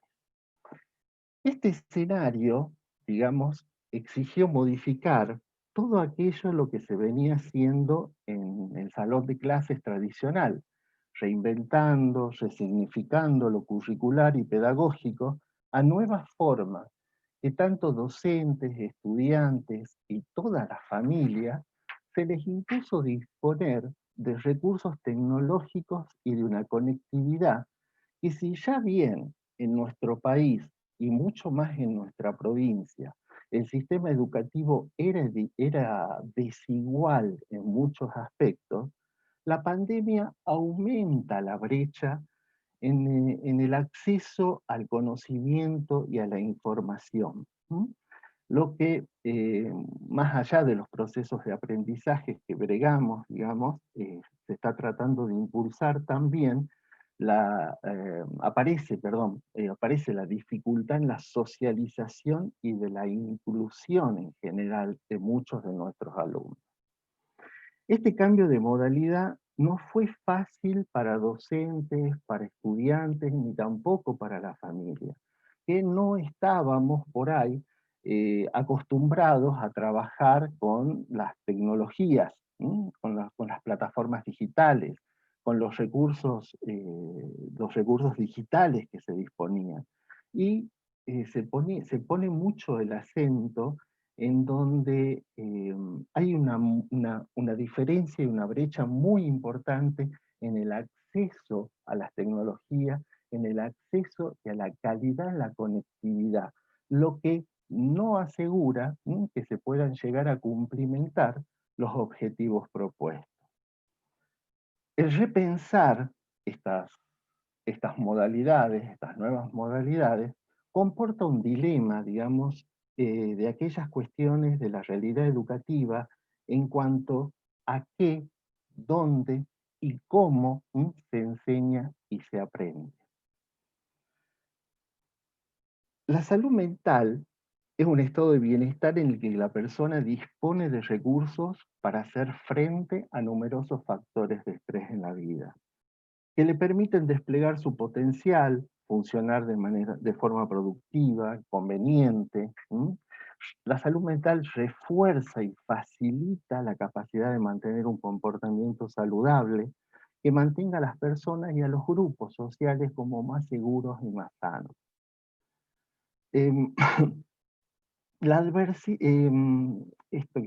La salud mental forma parte, digamos, de un equilibrio biopsicosocial, espiritual y ecológico del sujeto. Distintos aspectos, distintas dimensiones de ese ser humano tienen que estar atendidas, tienen que estar, digamos, bregar por cierto equilibrio para mantener cierto bienestar. La adversidad es un factor de riesgo que amenaza aquellos factores protectores de los que dispone la persona, para poder sostener su bienestar y afrontar de manera eficaz un conflicto. Cuando una crisis afecta a las vidas de las personas, es probable que se produzcan elevados niveles de estrés, es decir, que los mecanismos de afrontamiento resultan insuficientes y se va produciendo un desequilibrio e inadaptación, perdiendo el estado de bienestar.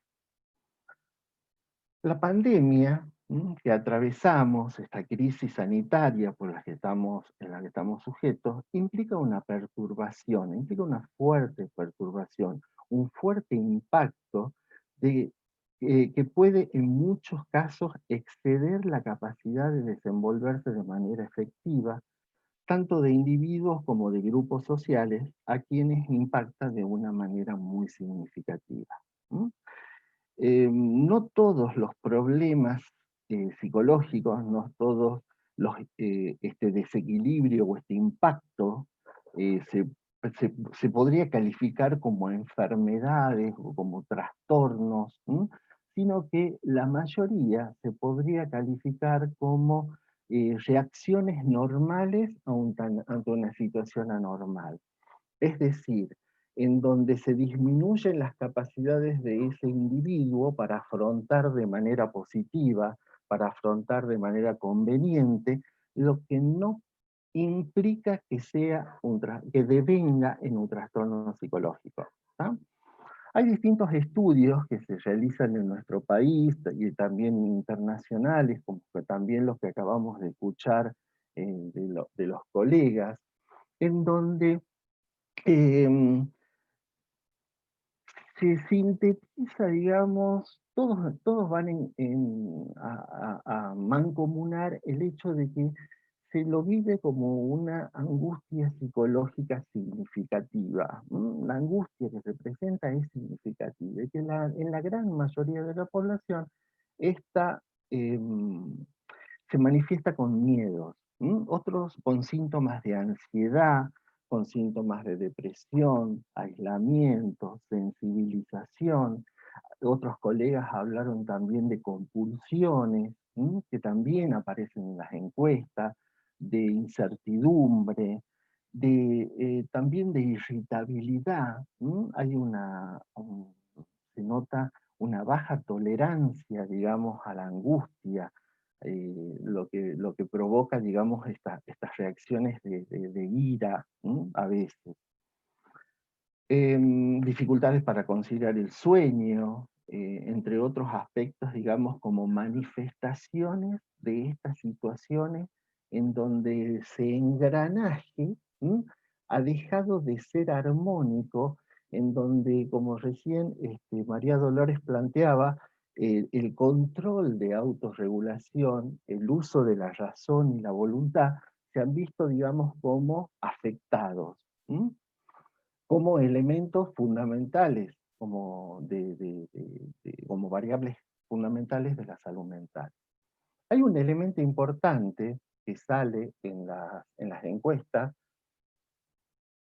y que se lo vivencia, que lo vivenciamos todos como docentes, y que tiene que ver con la elevada carga horaria sobre las tareas que tenemos, tanto estudiantes como docentes.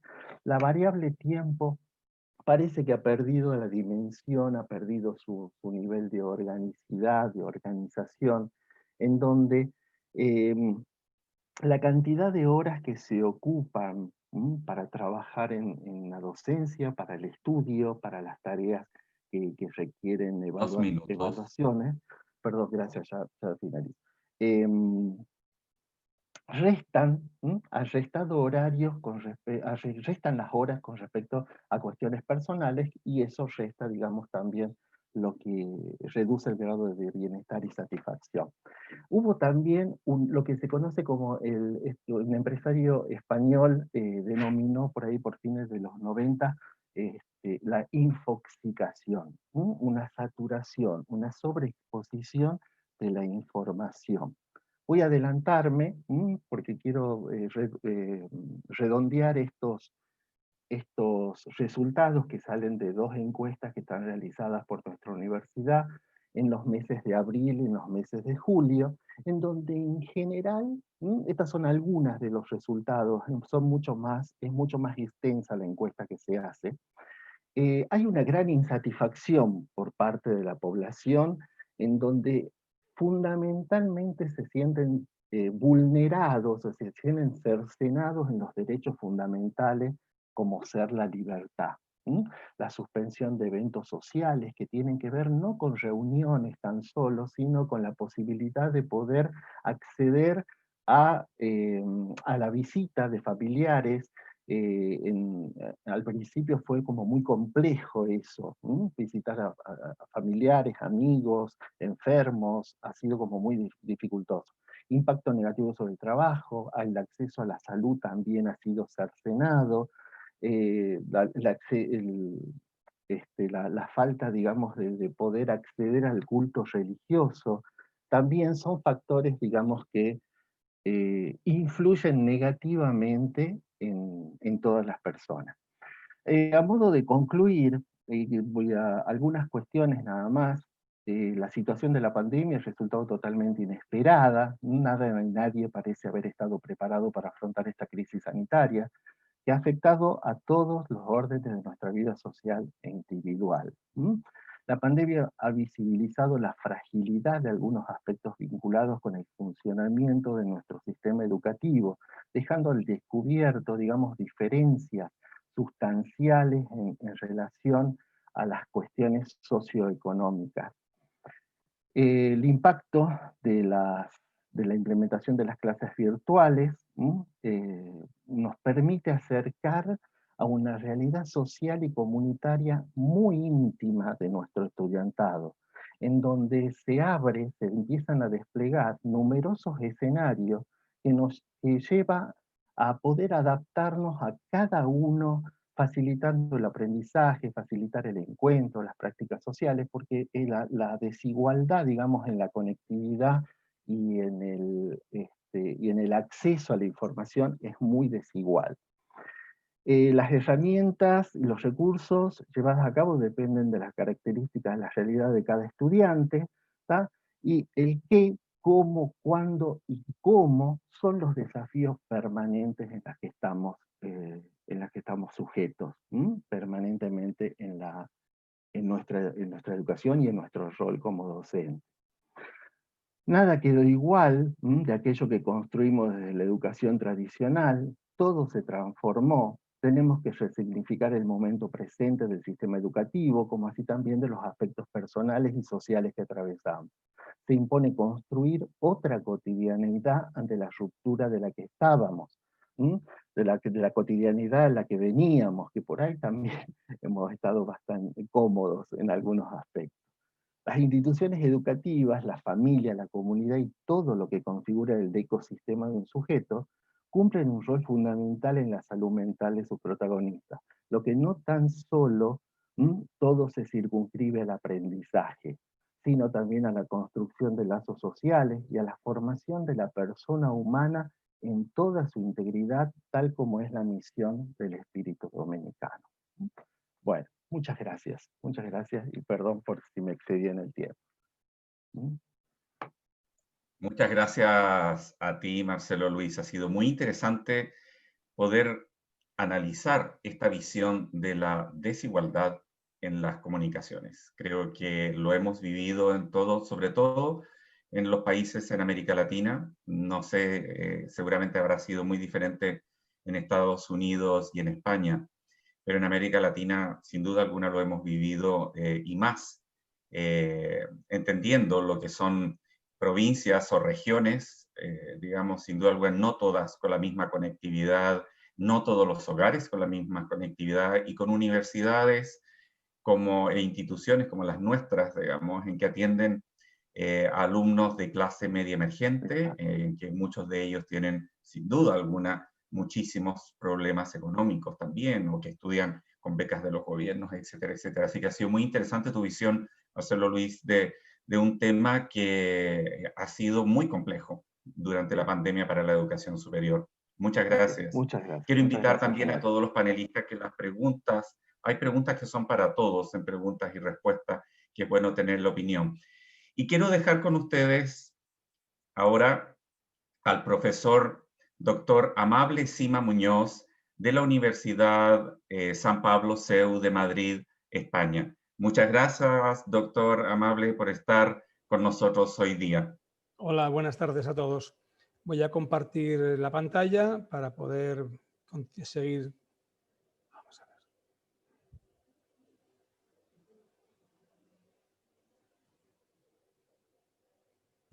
Bien, creo que podemos más o menos ver si consigo que se vea por completo. Muy bien.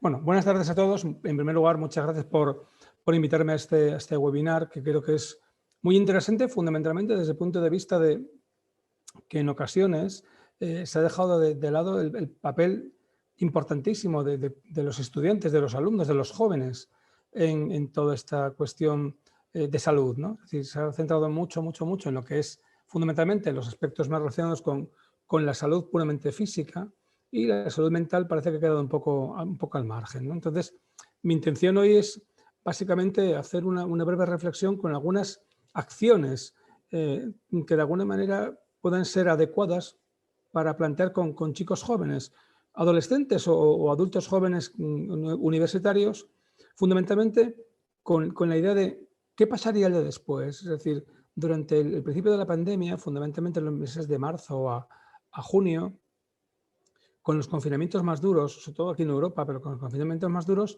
digamos que hubo un planteamiento más pasivo, es decir, debemos de quedarnos en casa, salir a la calle es complicado porque podemos contagiarnos, la gente que tiene que ir a trabajar va a trabajar con miedo, pero en ningún momento se planteaba qué va a pasar el día en que podamos salir a la calle, qué va a pasar el día en que podamos de nuevo retomar parcialmente la vida cotidiana. Y ahí, digamos, se planteaba esas ideas para el día después. ¿Qué tipo de cosas tenemos que plantearnos? Tenemos que partir básicamente de criterios como son los que plantea la Organización Mundial de la Salud, en el sentido de qué manera podemos entender la salud mental en personas jóvenes, adolescentes o adultos jóvenes, hasta los 20, 25 años más o menos, ¿no?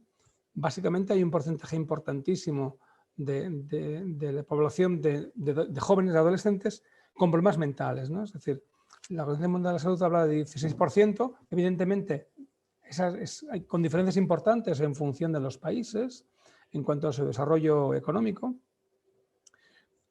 Muchos de los trastornos mentales de la edad adulta se empiezan a observar y se empiezan a detectar a edades muy tempranas, por debajo de los 14 años, y que en la mayor parte de los casos ni se detectan ni se tratan, con lo cual cuando se convierten en esos adolescentes o preadolescentes en adultos, llevan con una carga emocional conflictiva desde muchos años atrás.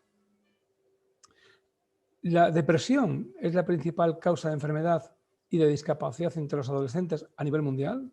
Esa depresión entendida ya como un trastorno importante del estado de ánimo que genera una importante discapacidad en cuanto a la capacidad del alumno, la capacidad del estudiante, la capacidad del chico para adaptarse a la vida cotidiana.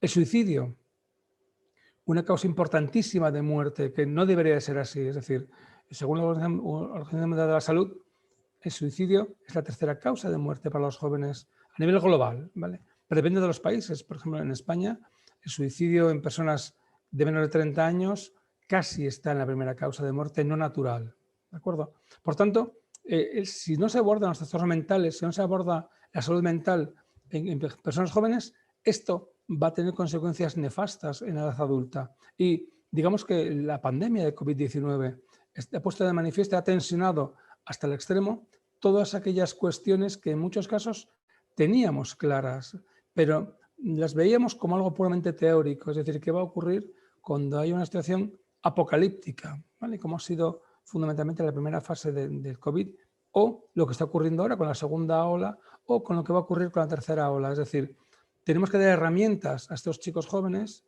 tenemos que dar herramientas a estas personas adolescentes o estudiantes universitarios, fundamentalmente para que tengan un cierto grado de resistencia, de resiliencia psicológica a todo lo que rodea el problema de la pandemia.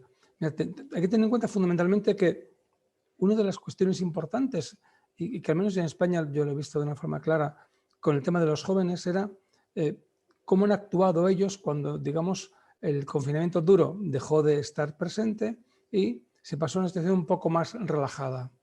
Básicamente que los jóvenes se reunían, incumplían en cierto grado las normas, aunque también los adultos, ¿vale?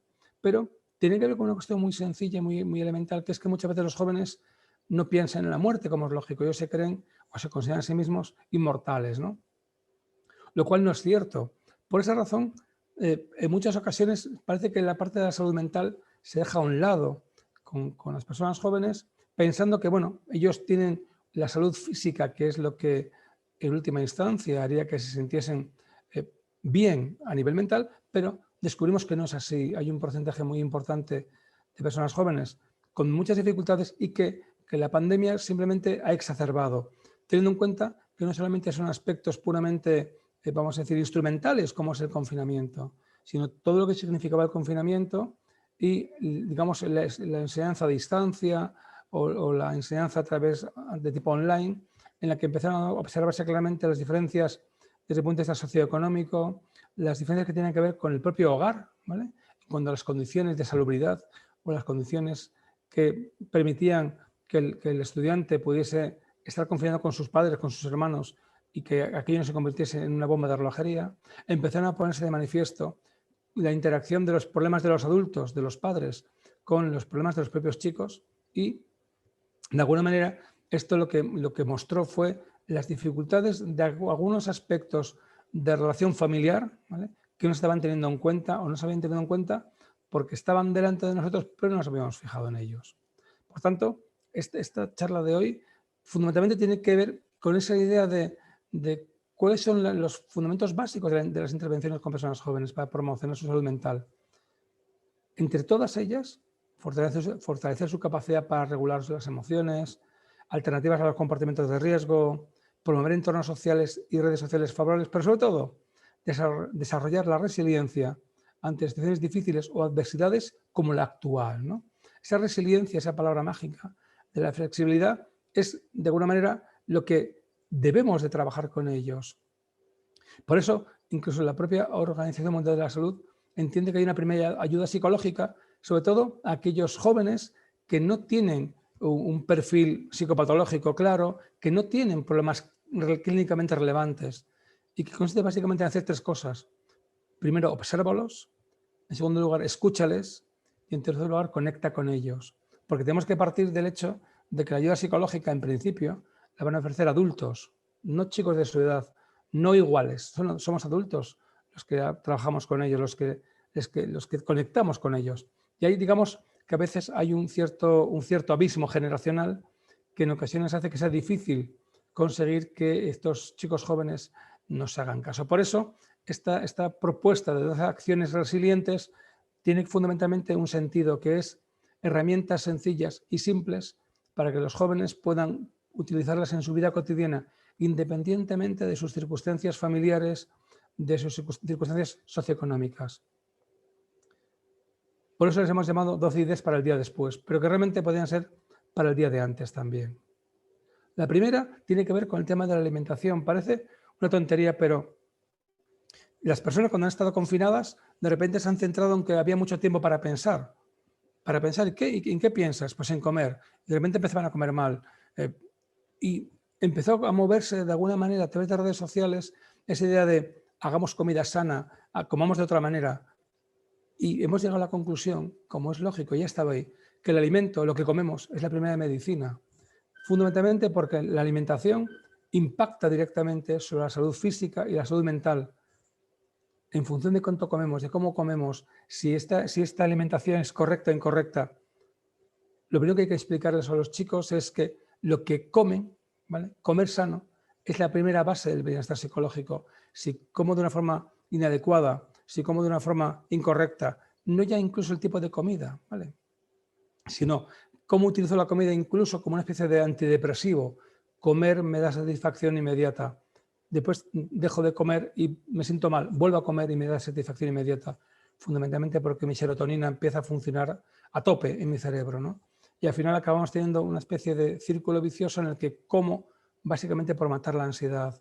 la ansiedad que me producía el confinamiento, la ansiedad que me producía los problemas, digamos, que estaban en casa, pero que no eran para mí evidentes, porque yo estaba más tiempo fuera de casa que dentro. Por tanto, lo primero que tenemos que hacer es trabajar con ellos enseñándoles a comer sano.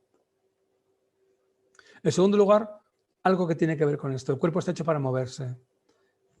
Durante el confinamiento, en muchas redes sociales, en el teléfono móvil teníamos cantidad enorme de personas que nos estaban explicando cómo hacer ejercicio en casa. No hacía falta tener máquinas, no. El ejercicio físico, que tiene a veces que ver con movimientos sencillos, tablas de ejercicio. Y eso hizo que mucha gente se enganchase a hacer ejercicio, ¿no? Ese ejercicio que hicimos durante el confinamiento y al principio del desconfinamiento debe de mantenerse fundamentalmente porque igual que la alimentación está en la base de la salud mental, el ejercicio físico está en la base de la salud mental. Es decir, todo lo que tiene que ver con el sedentarismo, todo lo que tiene que ver con, de alguna forma, el rechazo al ejercicio es algo que tenemos que trabajar con los chicos fundamentalmente para que perciban y observen cómo a veces cosas tan simples como un paseo a ritmo adecuado, un ritmo bueno, durante 45 minutos es uno de los mejores factores de prevención de riesgo cardiovascular. Para evitar tener problemas cardíacos hay que moverse desde joven, hay que comer bien desde joven.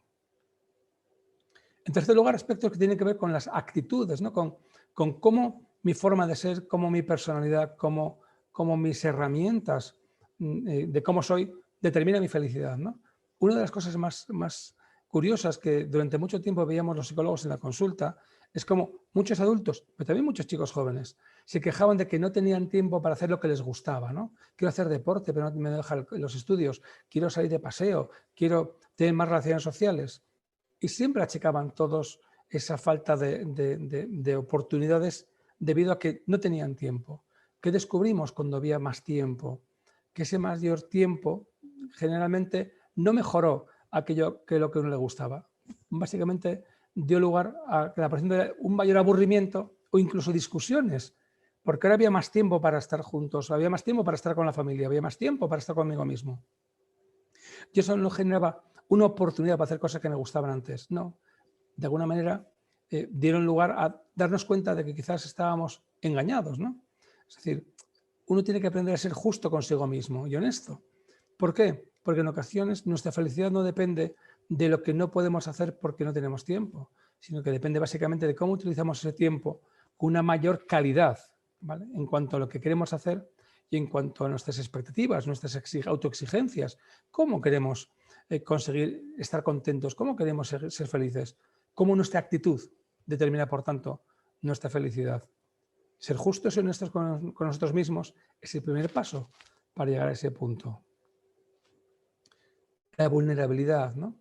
El reconocer que tienes problemas, el reconocer que te sientes triste, el reconocer que estás angustiado, estás nervioso. De hecho, hay que trabajar con los chicos haciéndoles ver que cuando lo hablas, cuando hablas sobre ello, cuando intentas comunicar tus sensaciones de malestar con los demás, no hace falta un profesional con los demás. Eso en el fondo es el primer paso para poder resolverlo. Y evidentemente cuando uno ve necesario pedir ayuda profesional porque se da cuenta que él solo o él y su grupo de su entorno más próximo no pueden conseguir resolver esos problemas de miedo, de preocupación, de temor, hay que buscar un profesional. Hay que aceptarse uno mismo y evolucionar a la vez. Hay que reflexionar mucho sobre nuestros objetivos. Hay que ver cuáles son nuestras debilidades y fortalezas. Tenemos que trabajar en ese sentido. De alguna forma, hay un eslogan que sería una especie de resumen de toda la charla.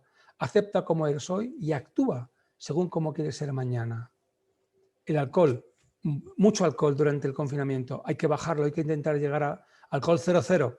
Pero si no podemos, si queremos mantener esa situación, bajémoslo lo más posible. El alcoholismo como tal nos vuelve personas manipulables y débiles. Las relaciones sociales. El confinamiento mejoró muchas relaciones sociales. Hubo una mayor fluidez con compañeros, con amigos. Mantengámoslo. La relación social, una buena relación social, es un sinónimo de estabilidad mental. Necesitamos cuidarnos entre todos. Ser solidarios, el voluntariado, todo lo que tiene que ver en cuanto a nuestro desarrollo como personas y como ciudadanos. Hay un término, un palabra, ser local, es decir, pensar de forma global, pero actuar de forma local. No nos fijemos solo en lo que hay fuera, fijémonos en los que tenemos al lado, que a veces no los vemos, quizá porque necesitamos cambiar de gafas. Dime qué haces y te diré cómo te sientes. Hay que tomarse perspectivas, hay que hacer cosas gratificantes. Tenemos que crecer como personas a nivel global. Eso nos va a permitir arreglar lo que nos preocupa. Tenemos que ser colaborativos, no pensar solamente en nosotros mismos. El individualismo no mejora nuestro estado mental, lo perjudica. Colaboremos con los demás, seamos siempre, de alguna forma participemos en la reconstrucción social que va a tener que venir acompañando a la reconstrucción económica. Hábitos. Tenemos que cambiarlos. La crisis tiene que ayudarnos a cambiar los hábitos, nuevas aficiones, nuevas metas. Eso te hace crecer como persona y de forma global. Y por último, no rendirse nunca ante la adversidad. Cuando las cosas vienen mal dadas, hay que luchar más. Tenemos que aprender de los errores, que es quizás algo que estamos viendo en la segunda ola de la pandemia, que parece que no hemos aprendido nada de la primera. Hay que aprender de lo que hicimos mal en la primera. ¿Qué fue lo que hicimos o lo que no hicimos? ¿Qué esperábamos obtener que no conseguimos? ¿Dónde estaban nuestros errores? ¿En qué nos equivocamos? ¿A qué atribuimos los problemas? Hay que trabajar sobre ello, hay que reflexionar sobre ello. Solo de esa manera podremos cambiar las cosas a mejor y podremos vencer al virus. Y, por tanto, no hay que olvidar nunca cuando estamos trabajando con jóvenes, con estudiantes, da igual que sean de bachillerato, de secundaria, universitarios, hay que observarles, hay que escucharles y hay que conectar con ellos. Gracias. Muchas gracias, Amable. Qué importante lo que dijiste, la conexión con los alumnos. Y yo creo que esa conexión, así como la actitud que tú mencionabas que debemos tener ante la adversidad, que es muy importante, y el aprendizaje, ustedes están en la segunda ola, nosotros acá en Sudamérica estamos recién, ni siquiera terminando la primera. Tenemos que aprender de ustedes para que no nos llegue en la misma manera la segunda ola que nosotros esperamos en marzo. Les pediría a todos que enciendan sus cámaras ahora a los panelistas. Para terminar, quiero agradecer profundamente a todos ustedes, a Macarena, a María Dolores, a Ana Alicia, a Amable, a Marcelo y también al profesor que nos tuvo que abandonar antes, digamos, a José Antonio de la Universidad Católica de Ávila. Creo que ha sido muy, muy interesante. Hicimos en este ciclo de 3 webinars ICUSTA, uno sobre los procesos de integración internacional, el otro sobre la literatura como una manera de formar valores, y este sobre salud mental en estudiantes y la pandemia. Creo que lo principal de esto es poner en contacto, y el objetivo nuestro ha sido poner en contacto académicos como ustedes para que generemos conocimiento en conjunto. Lo compartamos, el link de esta grabación va a ser enviado porque debido a las diferencias horarias, etcétera, no siempre es fácil que toda la gente se conecte a las mismas horas. Por lo tanto, les vamos a enviar los links para que después en sus universidades puedan compartir también este webinar, porque ha sido muy, muy interesante. Lo que yo quisiera pedirles, lo mismo, insistirles, lo mismo que les dije al inicio. El objetivo de esto es compartir conocimientos. Si hay algo que nos ha dejado la pandemia dentro de lo malo, ha sido la conexión internacional. Hemos podido generar conocimientos ahora, algo que antes era muy difícil porque era caro, había que viajar, para hacer charlas había que tener recursos, etc. Ahora podemos compartir nuestros conocimientos con otros colegas en otras partes del mundo, podemos compartir con nuestros alumnos, podemos hacer que nuestros alumnos compartan con otros. Yo quiero invitarlos a eso, a que entre los panelistas que hoy día estuvieron se puedan invitar para clases que hagan ustedes o generar proyectos en conjunto. Si podemos nosotros ayudar a generar esos proyectos, fantástico, estamos disponibles para hacerlo con los directores de Relaciones Internacionales de las universidades, generar cursos en conjunto cursos que pueden ser cortos, que pueden participar 2 o más universidades, cursos de semanas, etc. Creo que las oportunidades son muchísimas. Lo que necesitábamos era poner en contacto a los especialistas. Y en este ciclo de webinars ICUSTA lo que hemos tratado de hacer es eso, y esperamos durante el año 2021 seguir haciéndolo en distintas áreas. Muchas gracias de nuevo a todos. Voy a enviarle a los panelistas un certificado de participación de ICUSTA, y a aquellos que asistieron al seminario le enviaremos un certificado de asistencia al seminario. Así que voy a dejarlos en contacto a través de sus mails, a ustedes en los futuros, la información que les enviaremos. Y de nuevo, muchas gracias a todos por su participación. Adiós, buenos días, buenas tardes ya a todos. Gracias. Chao, chao. Chao. Thank you, Analicia. See you. Buenas tardes, adiós. Thank you.